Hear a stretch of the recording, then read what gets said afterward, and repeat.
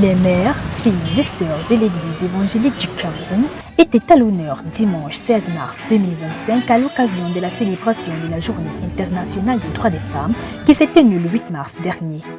Actrices principales dans les activités liées à cet événement, elles ont organisé tout au long de la semaine des tables rondes, des expositions bandes, des séminaires ainsi que des causeries éducatives.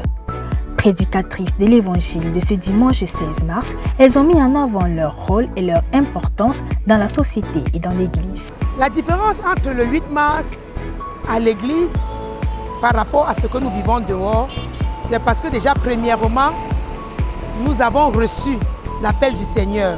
Et quand nous voulons célébrer le 8 mars à l'église, nous célébrons cela chrétiennement avec la crainte de Dieu. Nous ne pouvons pas envier les femmes qui célèbrent le 8 mars en dehors du contexte de l'Église.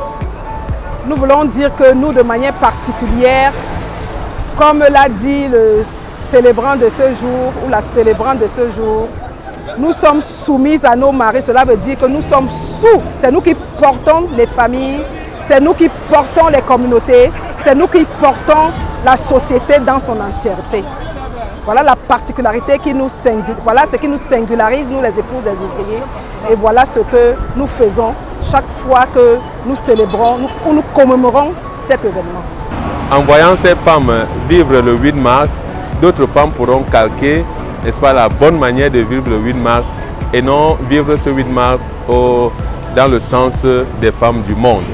Et en tant que femme du foyer, elle doit être soumise à leur mari selon le Seigneur. Et ce sera une belle chose pour elle de vivre, n'est-ce pas, la paix au sein de leur foyer. Les festivités se sont faites lors d'une réception organisée où elles ont accueilli avec joie leur marraine, Madame Niat Marcy, très honorée de passer ce moment avec les femmes de l'Église évangélique du Cameroun. Je suis heureuse de me retrouver parmi vous aujourd'hui. C'est des choses que je ne fais pas souvent. Malgré les titres, ceci, à l'église, il n'y a pas de titre. Mais quand ma fille m'a dit que vous serez là en tenue, moi aussi j'ai dit je serai là en tenue. Merci d'avoir toujours été à nos côtés.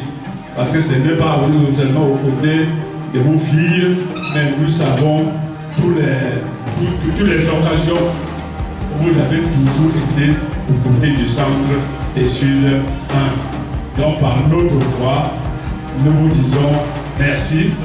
Et comme ma présidente a dit tout à l'heure, qui dit merci, en demande toujours.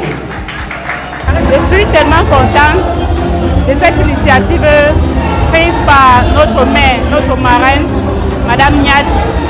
Et je ne peux que dire merci à Dieu qui a rendu cette fête possible. Et nous prions le bon Dieu de continuer à accorder santé, longévité à notre mère et à notre papa Niat. Discours, dégustations et prestations diverses sont venus clôturer cette journée riche en émotions qui leur rappellent que c'est surtout un moment de prière, de partage et de célébration entre toutes les femmes de la communauté chrétienne et celles du monde entier.